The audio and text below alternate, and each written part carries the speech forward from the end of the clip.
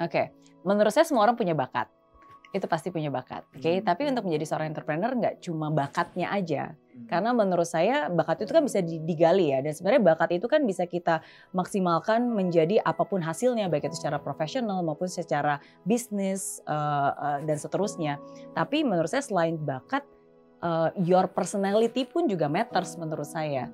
Karena kalau memang personality-nya atau dalam tanda kutip DNA-nya bukan DNA entrepreneur, mungkin bakat itu tidak akan maksimal kalau ditempatkan di dunia entrepreneur dengan cara entrepreneur gitu. Dibandingkan mungkin di dunia korporasi yang mungkin kalau secara personality memang lebih fit di sana dan secara experience. Jadi itu dari apa yang saya lihat ya. Karena saya percaya ada banyak jalan menuju kesuksesan dan gak harus dipaksakan saya harus jadi investor atau saya harus jadi entrepreneur atau saya harus jadi profesional gitu. Asalkan kita bisa tahu bakat kita di mana dan dimaksimalkan di mana.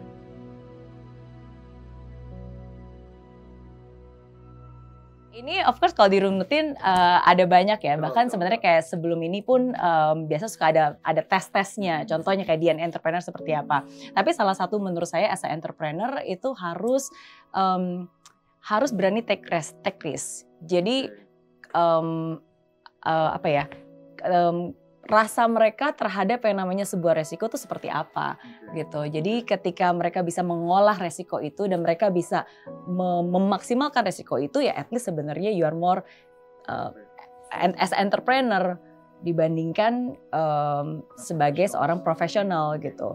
Itu salah satunya. Ya terus bagaimana cara dia bisa melihat the openness juga itu menurut saya penting gitu. Jadi sometimes kadang-kadang bagaimana cara berpikir kita harus bisa tetap stick to one thing and tetap pursue, tapi at the same time kita juga harus bisa open mind dan mencoba hal yang baru, ya kan the balance between the two itu kan juga perspektifnya juga harus bisa. Pendapat saya pribadi adalah setiap orang itu kalau kita benar-benar sungguh-sungguh 10.000 jam melakukan apapun juga yang kita secara konsisten, dia bisa expert di bidang apapun yang dia pilih. Itu saya setuju dulu. Jadi kalau misalnya mau jadi entrepreneur, bener-bener nih kamu bener-bener pengen banget gitu ya. Terus dipaksa, disiplin terus-menerus, belajar terus-menerus, pasti bisa. Tapi pertanyaannya itu kalau itu bukan sesuatu yang kamu suka, kamu akan sangat menderita dalam prosesnya. Dan kalau kamu itu bukan sesuatu yang memang menjadi minat dan bakat kamu, kemungkinan besar kamu juga akan berhenti di tengah-tengah dan gak akan bisa menyelesaikannya gitu. Nah jadi sekarang kalau misalnya balik lagi kepada saya nurture atau nature, menurut saya itu nurture. Oke, tapi kalau misalnya kita bisa tahu nature-nya kita dan kita bisa, waktu itu kan maksudnya hidup kita kan waktunya terbatas. Jadi daripada kamu benar-benar maksain melakukan, menderita untuk melakukan hal-hal yang sebenarnya kamu gak terlalu suka, tapi kamu paksain, bisa juga sih, tapi kan lebih enak kamu tahu exactly sebenarnya kamu tuh pasnya di mana sehingga kamu bisa lebih excel di situ gitu. Dalam itu yang menurut saya contohnya nih kalau saya bisa bilang saya nggak bisa masak, saya juga nggak suka masak, tapi kalau saya benar-benar didisiplinkan harus belajar masak, kasih saya 10 tahun saya yakin saya bisa jadi excellent di bidang itu. Tapi pertanyaannya saya mau atau enggak? Is it worth it atau enggak gitu kan? Saya mau atau enggak? Is it worth it atau enggak gitu kan? Kan ya kan bekerja itu atau hidup itu kan juga bukan hanya melakukan apa yang kita bisa gitu kan? Ya definitely bakat itu adalah modal. Tapi sometimes talent is overrated kan? We always know talent is always overrated. Betul, bahkan ada bukunya talent is overrated gitu. Effort itu jauh lebih penting dan lebih berharga menurut saya. Karena kan ada rumus ya bahkan kan, bakat kali effort sama dengan skill.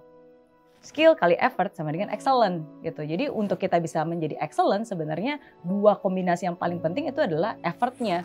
Karena kalau kita punya bakat kita nggak ngapa-ngapain ya sama aja, nggak pernah diolah, jadi basi, jadi busuk gitu kan. Nah jadi menurut saya tetap effort. Nah jadi kalau misalnya balik lagi nih contohnya, kalau orang tua gitu kan, terus saya ngelihat ada anak, kayaknya anak saya lumayan lah ada bakat-bakat walaupun nggak terlalu banyak, tapi kayaknya saya pengen banget nih dia jadi entrepreneur. Itu terus saya kondisikan lah environment-nya lah, pengalamannya, saya ajak bawa ke kantor lah dan seterusnya bla bla bla gitu kan. Bisa, Tapi at the end of the day balik lagi ke orangnya. Apakah, kan tujuannya saya mengekspos dia misalnya contohnya dengan pekerjaan saya supaya hopefully dia punya interest. Kalau dia punya interest berarti dia akan punya kemauan untuk melakukan effort itu tanpa saya paksa untuk mengembangkan bakatnya tadi, bakat kali effortnya gitu. Tapi kalau misalnya setelah saya bawa keliling, saya perkenalkan, saya suruh nonton podcast atau apapun juga yang fun, tapi nggak ada interestnya di situ, akan sangat susah karena orang itu jadi tergantung sama saya gitu. Sedangkan kan saya nggak bisa ada di sana terus dan lebih parah lagi orang ini akan menderita, anak saya sendiri akan menderita. Gitu. Jadi buat saya prinsipnya sekarang karena saya juga punya 2 anak yang menuju remaja, saya sebagai orang tua akan memberikan berbagai macam education, experience, and environment buat dia.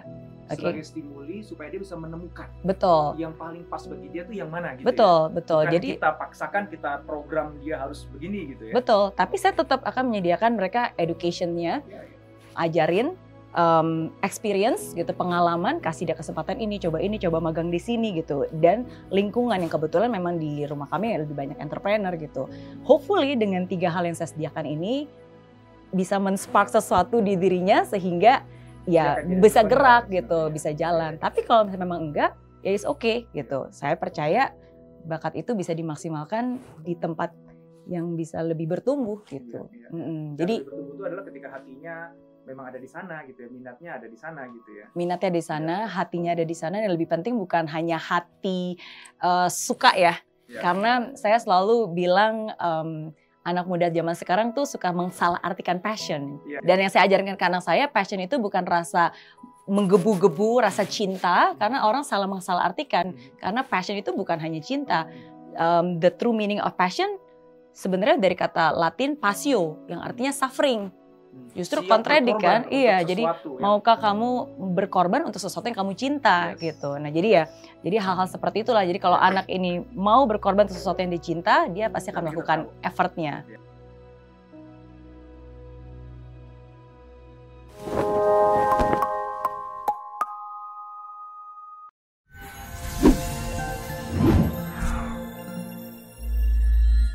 Di aplikasi Mary Riana tersedia lengkap video-video YouTube terbaru saya, artikel yang up to date, quotes inspirasi, koleksi merchandise, workshop dan seminar yang bisa kamu dapatkan free dan download sekarang juga gratis.